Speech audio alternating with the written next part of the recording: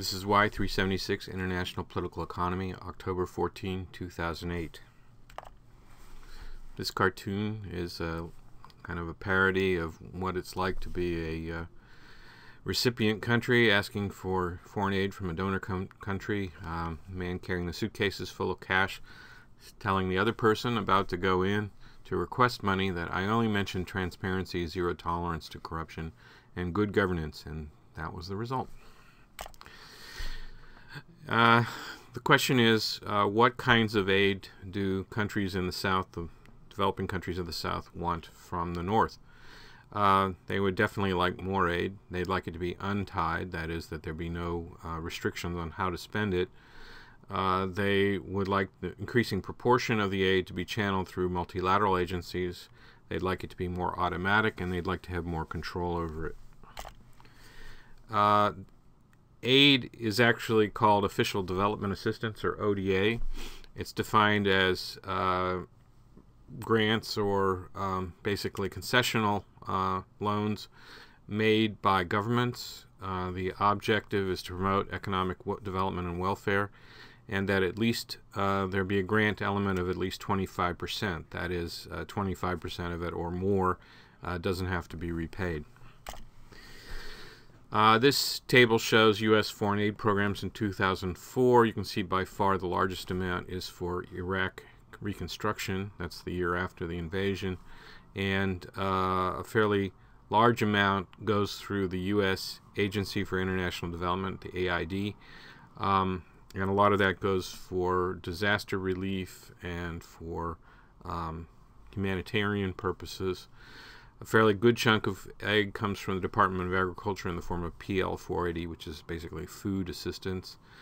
The Treasury Department provides contributions to international financial institutions. Therefore, it goes into multilateral agencies, basically, and about $94 million in that year for debt relief. You see the State Department administers a fairly good chunk of aid. And some of that is for aid, some of it is for countering drugs, some of it is for refugees, but you can see that it's spread over different programs.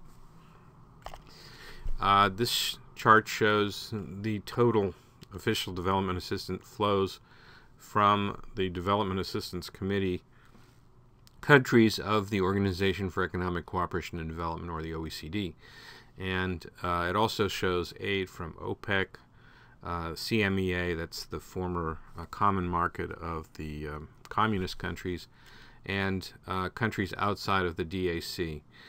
Between 1956 and 2007 in billions of current dollars. So this is not controlled for inflation, but you can see that there was a sort of flattening of aid in the late 1980s till 2000, and then an acceleration again of aid. The increases earlier on are probably due to Cold War competition between the United States and the Soviet Union primarily. The private flows, private grants and private non-concessional flows to the developing countries are generally larger than aid flows, although they're more variable, and you can see that there have been some fairly big ups and downs in private flows, whereas ODA tends to be relatively on a constant upward path. In recent years, we've seen an increase in aid devoted to debt relief. That's consistent with what we talked about when I gave a lecture on the debt crisis. And you can see that there tends to be fairly constant amount being channeled through multilateral agencies. This chart shows who are the largest givers, starting with the United States with, in 2006, $22.7 billion. Then it goes down, the UK, Japan, France, Germany, Netherlands, and Sweden.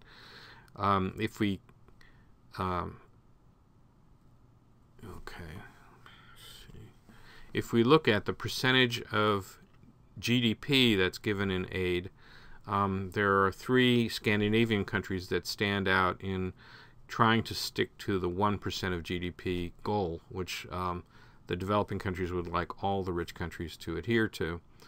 The United States is kind of at the bottom, hovering for the first 1985 to the mid-90s at about 0.2% of GDP, and then declining only to recover again in more recent years.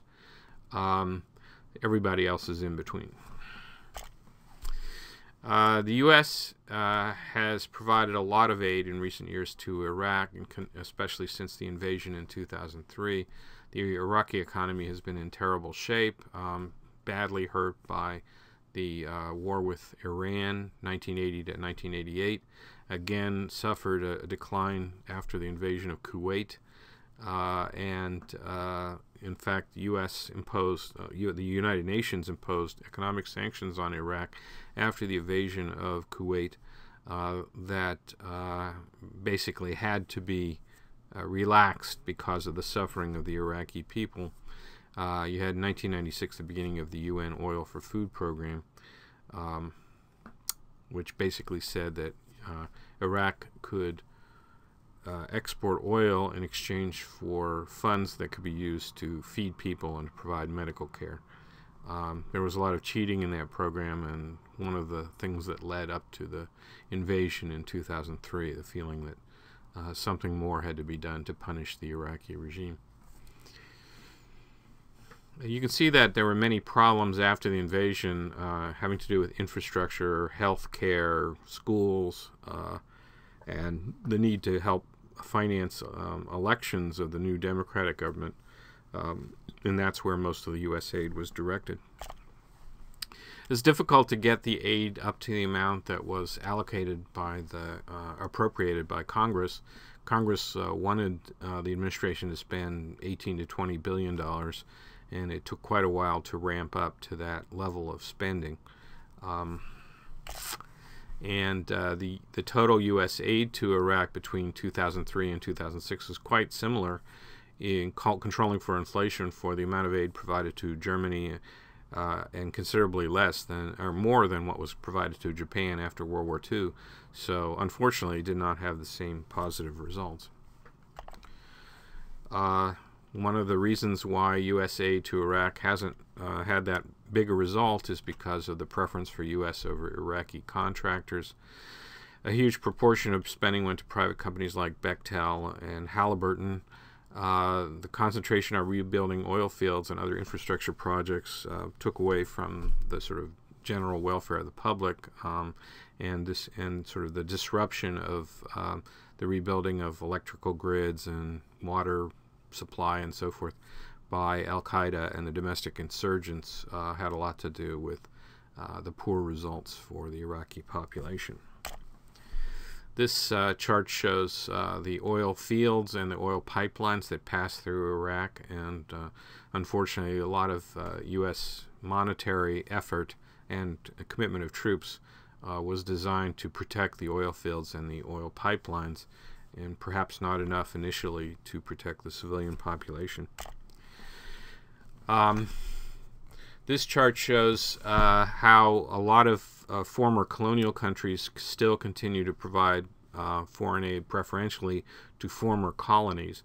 That shouldn't be too surprising, but it is in fact one of the reasons why aid is allocated the way it is.